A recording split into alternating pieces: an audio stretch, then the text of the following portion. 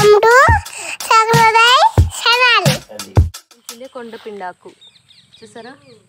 దీన్ని మనం గుర్తుపట్టడానికి ఇగో ఇలాంటి ఫ్లవర్స్ ఉంటాయి. దీన్ని ఇంట్లో కూడా పెంచుకోవచ్చు. కూర చేసుకోవడం ఇష్టం లేని వాళ్ళు ఇలా చిన్న చిన్న ఆకులు రోజు తులసాకులాగా 4 ఆకులు నమలొచ్చు.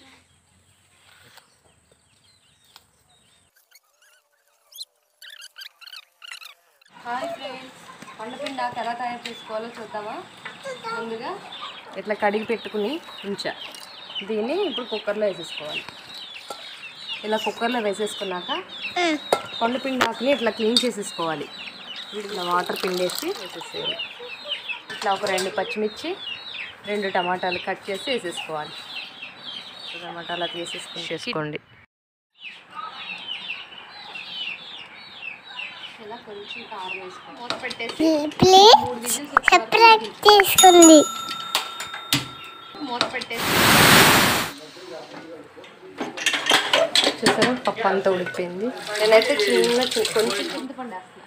చూసారా, నా వాళ్ళతో ఎంత పట్టుకున్నాను అంత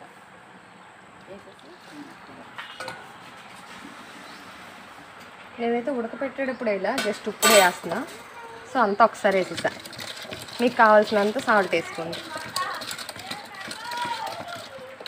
ఇలా మెదిపేసిన తర్వాత ఇప్పుడు తాలింపు పెట్టుకోవాలి. ఇట్లా ఉల్లిపాయ తీసుకోవాలి, కరివేపాకు, వెల్లుల్లి.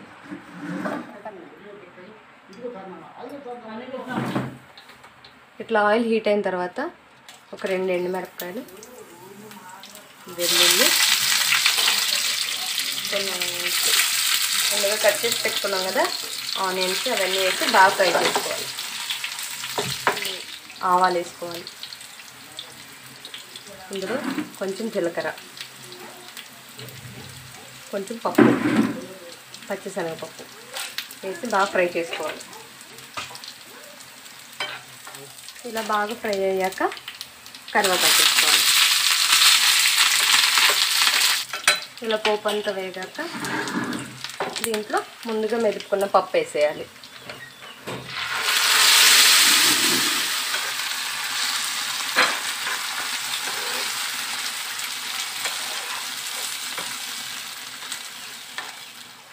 పప్పు కొండపిండాకు రెడీ. నేనైతే ఆయిల్తో వేసా పోపు, మీరు నెయ్యితో వేయండి. పిల్లలు చాలా ఇష్టంగా తింటారు. ఓకే, చూడండి